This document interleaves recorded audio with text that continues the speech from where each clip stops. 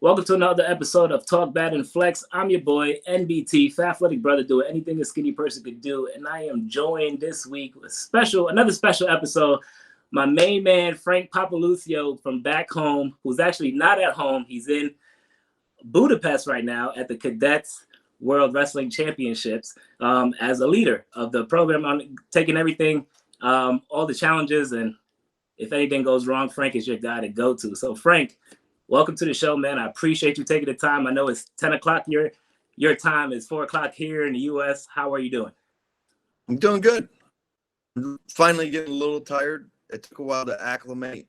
Again, we got a 6-hour difference. And when you make that move, sometimes you're wired when you get here and putting out fires, stuff like that. And I've been wired. I haven't slept more than, 2.5 hours a night, 3 hours max, and then like a half-hour nap during the day. But I think tonight I'm going to sleep. At least I'm excited for the possibility of sleeping. But unless my roommate keeps me up with the snoring. I got Lee Britz, the chainsaw. They call him. That's what they call him in Arizona. He's going to go nationwide with it. But he's a chainsaw snorer. Last night was pretty good though. He was good to me last night. And now, Frank, you started. You've been a coach for wrestling. I've known you when I started first wrestling when I moved to Albany, New York, and I've known you when I was in middle school. You were coaching Shenandoah wrestling, and I grew to know you as an athlete, as a coach. And how long have you been coaching? Wow. Well, I started right after I was competing in high school. I just was talking about this. I graduated in '89, and directly afterward, I started helping Coach Benna at Niskayuna. Yep. So essentially, in 1990, I started to jump right into it. And I stayed local. Originally, I went to Hudson Valley Community College so I could stay home and help do that. And then thereafter, I went to Springfield College, and I was coaching at Cathedral High School, which is in, just across the way from Springfield. And I would split my time there, and I would head home on the weekends to visit and work with my brother and my cousins that were still at Niskayuna. So it was important to me. And that really, those were the early days. And then when I got back when I graduated from Springfield College, I kind of was the mainstay at Niskayuna High School for, it was forever and a day. I can't remember the years. Yep. And then as my relatives moved on and I didn't have any more relatives in Niskayuna, Rob Weeks said to me, hey, when Coach Benna leaves Niskayuna, would you think about maybe moving over to Shenandoah, because I had blood over there. And that's exactly what we did. And heck, I think I've been at Shen at least 15 years now. So got 30 something years in total. I know that's a long blessing. time to do it. I don't know if it's a blessing or a curse. No, I'm joking, but it's a longevity. I think anytime you want to be good at something, you need longevity. You can be great out of the gate, and you can burn hot, and next thing you know, you're out in 5 years. And I don't know if that does the same amount of impact or has the same amount of impact as guys that put a 10-year together, Yep. decades. I think there's something to be said about that. And I think if you look at our own history in our community that you were a part of, in Section 2, you'll see some of the legends that have come through there, and they had 50 years and 50 years experience. That doesn't necessarily happen all that often anymore. So I think there's value in that. I do. I think there's a lot of value in longevity. Just can't burn hot, though. If you burn too hot or you take away from even balance, well, I'm no one to preach about balance, but you try to maintain balance as much as you can. But anybody that's, I think, done well in anything will say they struggle with the balance portion of it, unless they get lucky. But yeah, that's always the toughest part. Lee's raised his eye. Lee suffers from the same symptoms. So, And now yeah. you're the owner. You started Journeyman. Where did Journeyman come about? Yep. Why did it get created? Actually, the real foundation of it was when my brother Pat was going through the recruiting process, him and Anthony, my other brother. We were just real ignorant. We didn't have any idea of what the landscape was. We didn't have any idea how things worked, what the process was. And we kind of jumped in, and it was learned by trial and error. And during that period, I felt like there should have been somebody that we could have leaned on, whether it was from the scholastic side or the club side. And just the dynamics of where we lived. Obviously, we had a big international influence with Coach DeMeo and Atwa and stuff like that. And not that I was a huge part of the program, but they were more geared of sticking around home, wrestle for SUNY Albany, and wrestle in the club. So there wasn't a lot of promoting and recruiting and getting guys to go do that. It just was, we would hope you stay home. So when my brother had the opportunity to, kind of see what's available and what opportunities were out there, I think that changed the game a little bit, and we were just ignorant to it. So by going through the experience, it helped us. It helped us say, hey, we got something to offer here. As you start learning it, it becomes different. Now I look at today, fast forward over 2 years, I think we do a good job at getting guys recognized, marketed, fitted. That's an important part of it. They have to go to a place that fits. Absolutely. They have to fit. And so we've gotten, there's over 30 something years of experience in doing that. But it didn't start off, it didn't just start off as a grand slam.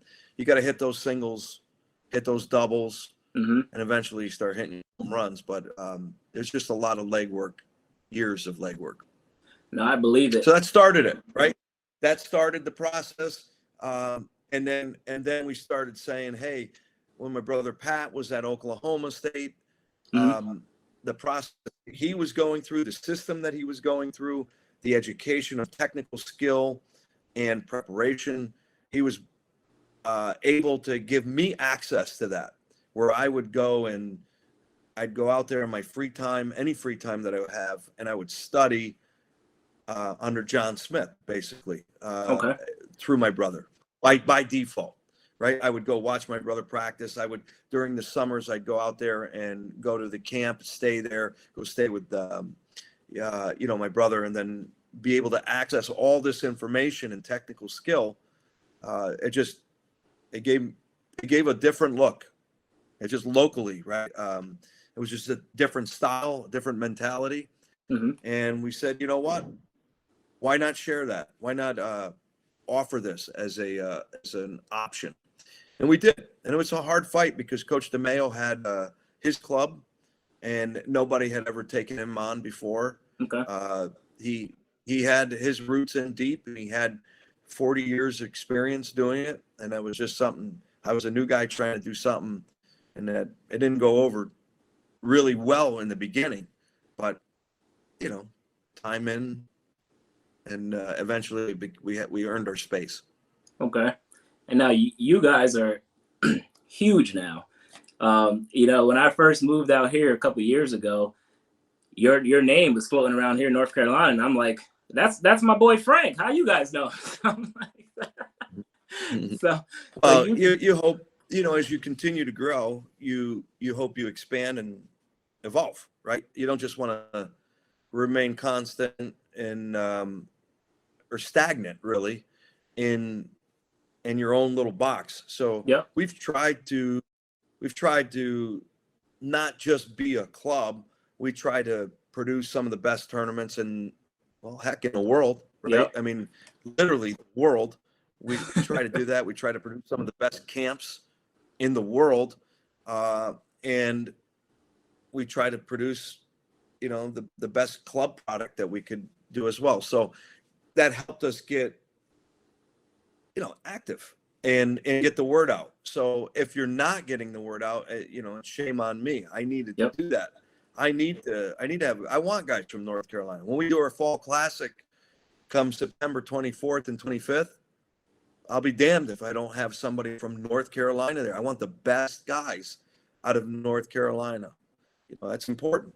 I have to do my due diligence, have everybody represented. So then by default, we get our name in the community and hopefully provide something that's worthy to these guys.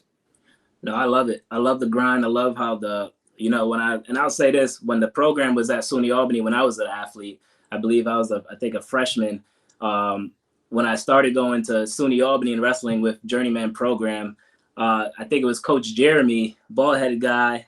I want to say his name is Coach Jeremy, taught me so much. And I used to go to the program a couple days a week through Nick Lettieri. He used to bring us there. And it was an amazing feel, just getting the talent around so many different schools, being in that one room, just seeing the different wrestlers and being able to pick up stuff that you didn't pick up in practice that same day. So that program is huge. I see a lot of kids. I know a lot of kids that have been through it, a lot of my old teammates, a lot of my athletes who've been through it. So it's definitely huge. It's huge out here. It's huge around the world, and you're at the Worlds right now. And speaking of the Worlds, how many athletes do you have competing in the cadets? Well, there's 10 athletes. They make up the United States world team for freestyle. And then there's 10 for Greco, and there's 10 for female girls. And these are cadet age, so 17 and below. It's 15 to 17 years of age. You can get a waiver if you're younger and qualified. But I'm responsible in helping with the freestyle team. I'm the team leader, and essentially that puts me in a role to solve problems, get the logistics squared away so that the coach can coach and they don't have to be bothered by the little nuances of, hey, we need a place to practice, but the mats won't be down until 2 days from now. What do we do? We got here early to acclimate. How do we find a facility? I need a scale. There's something broken. I need laundry done. Where do we get all that done? I have a problem. We need COVID tests. When's the COVID test? As many logistics that you could take, grocery shopping, washing clothes. You think about it, and I gotta have an answer for it, or at least have a resource for it.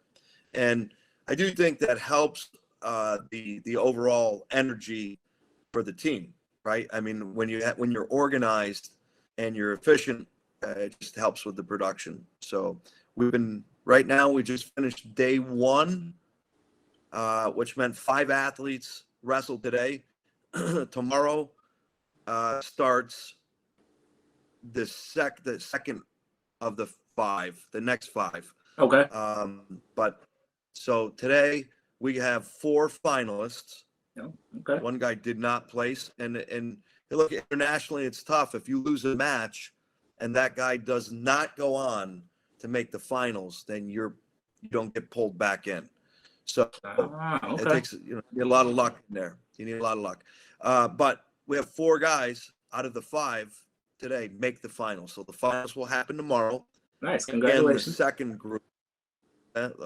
Congratulations to them. They fired on all cylinders. So the team's in first place at the moment. I think we're roughly about 30 points ahead. But again, tomorrow's a new day. Yeah. It's another batch starts, and it's going to be it gets competitive. It's tight. I mean, Russia's tough. Azerbaijan is tough. Georgia's tough. India's tough. Mm-hmm. Kazakhstan's tough. I mean, you got a list of characters here that they're just gritty, grindy, tough guys. Oh, I bet. It's awesome to be in the environment, though. It's great. No, I can't imagine. Hopefully I can make it there one day, just to be in part of the environment, even go to Fargo one day. I'm seeing all the videos from the past, your videos, and parents that I know that's in Fargo right now. It's just that environment looks amazing.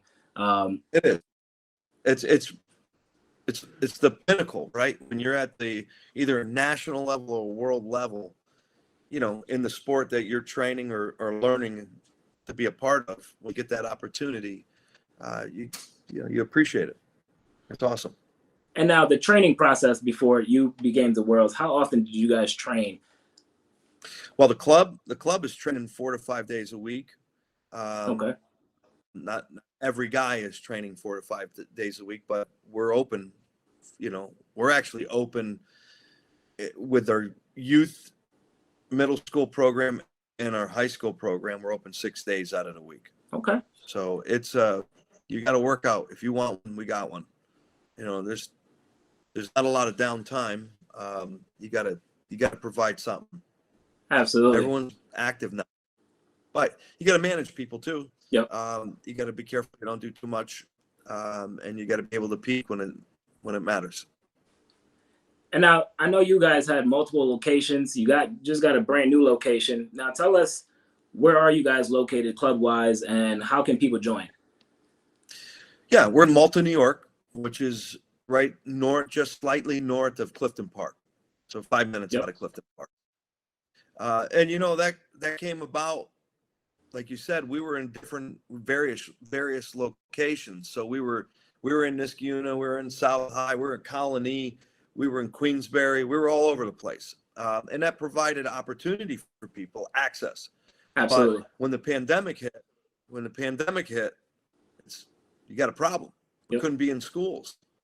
So you either reacted or you're out.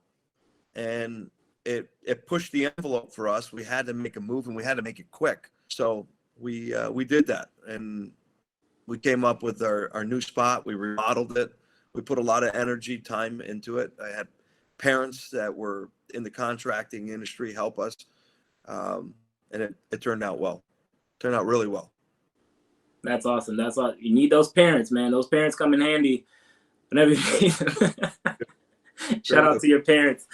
And now, as a coach and an athlete yourself who has this level of success, and where do you see yourself in Journeymen in the next 5 years? That's a good question. It is a good question, because we talked about longevity in the beginning of this, and longevity is an important part of it. And you can't lose the passion. If you're going to lead, then you need to lead. Or if you get tired, then you're really doing a disservice. So I've still got the passion for it. I still want to produce All-Americans and national champs and world team members. I still want to have guys go on to college. So I'm always skimming and, coming up with ideas and how can we do this planning? What do we need to do different? I know Pinnacle out of Minnesota, Jared Lawrence, has had unbelievable success. And I called him the other day and I said, I want to fly in there and I want to sit down with you. I want to analyze what you're doing. How did you do that? And so, you try to continuously evolve and continuously surround yourself with greatness, right? Yep. I'm here for a reason. I'm here in Budapest for a reason. It's not a paid position. Yep. It's an honor to be here, and it's service. But in the meantime, I get to be around greatness. My roommates, Lee Pritt, assistant is John Reeder, who's out of Wisconsin. The head coach is Kevin Jackson, Olympic champ. And you start going down the list, and then all the other competitors that you're around watching how they do things, you continuously evolve. Absolutely. So we're moving. I'm moving. I'm growing. I hope I'm growing. That's the way I look at it. And while I'm here, I'm talking about our world tournament that we're going to do in April. So it's a recruiting mechanism to be able to pull these guys to us, to the United States of America, and better our world team. So it's a cycle. It's a big circle that I think it makes sense. But you say where we're going in the next 5 years? Up. Forward and onward. At least that's how I roll. So I'm not ready to lay down yet. No, it doesn't look like it. No. Now, I know it's late over there, and I don't want to keep you too long. And I know you have a roommate that wants to give me some motivational too. So I'll ask both of you guys, and I know he'll come on as a coach and at your level of success. And I looked at you as a motivation and inspiration when I became a coach.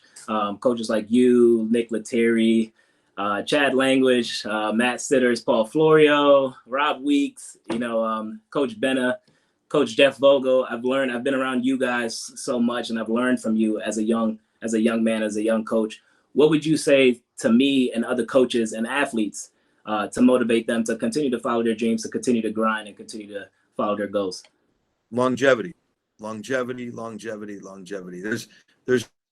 no benefit if you burn out and you're out to us in the sport. So you need to be in the game. You need to be in it over a long period of time.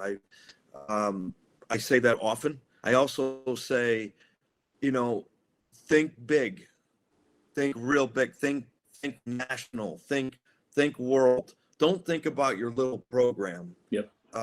That you're only worried about Burn Knox, Westerlo, or only worried about Albany, or only worried about Shenandoah. Try to do what's right overall. Try to win at the top level by doing every step of the process right. Start when you're little. Start the people when they're little. Focus on that youth program. Focus on it. Give time, energy, resources.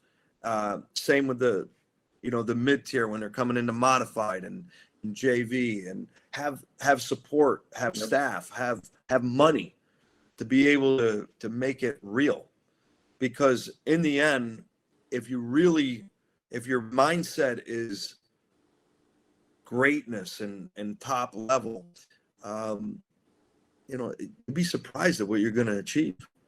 But if you're only worried about a local tiny school, and that's all you're thinking, sometimes we fall short of that. And I think it's maybe a wasted opportunity. Yeah, I guess say something like that. So my advice is get after it, and stay in the game. Why not you? Why not you? Why not Chad Language? Why not Nick? Why not what? You don't have to be a phenom to have a great impact. yeah. As an athlete, a former athlete, or you may say, well, I don't have a tremendous amount of experience. Well, how do you get experience? Get in the game, roll them up. I didn't have a lot of international experience, 20 years ago.